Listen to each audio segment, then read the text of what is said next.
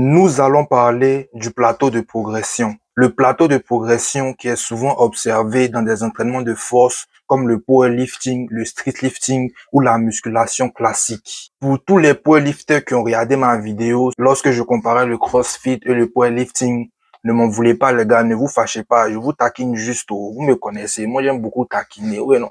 Tout ça là, ça nous pousse à être plus meilleurs, hein les gars, c'est le jeu, c'est la vie, bref. Faudrait savoir que le plateau de progression est un facteur très important lorsque vous allez charger des charges. C'est-à-dire lorsque vous allez commencer à mettre de la charge sur la barre, vous activez automatiquement le plateau de progression. Pour dire ça en deux termes simples, pour dire ça d'une manière pour que tu puisses bien comprendre, car comme vous le savez, je suis partisan du fait que j'aime pas dire des mots scientifiques ou des mots trop trucs.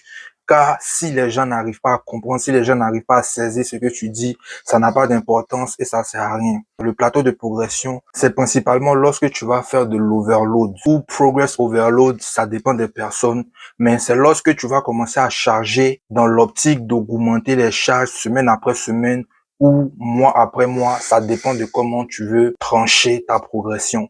Et en général, lorsque tu fais un progress overload ou overload, où ton but c'est d'avancer en charge, eh bien, il y a un moment où tu vas stagner si tu t'entraînes mal ou si ton overload n'est pas optimisé.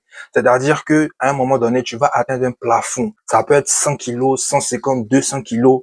Et lorsque tu atteins ce plafond, en général, tu auras une baisse de motivation et tu n'auras plus envie de t'entraîner parce que tu vas voir qu'au début, les 2 premières semaines, tu as réussi à ajouter 5 kilos. Les 4 autres semaines, 6 kilos. Les 8, au fur et à mesure que tu avances, tu t'es habitué à une certaine progression, à une courbe de progression ascendante. Et lorsque tu vois que malheureusement, tu stagnes et tu plafonnes, tu vois, tu auras tendance à faire les mauvaises choses, à pousser ou à vouloir ne pas écouter ton corps et c'est là que tu te blesses. En réalité, quand tu atteins un plafond de progression, surtout dans les entraînements de force, tu dois d'abord faire un deload. Un deload, c'est ce que les gens appellent généralement une phase de repos où tu charges le moins possible et tu essaies de faire beaucoup de répétitions pour permettre à ton corps de se rétablir et ton système nerveux également.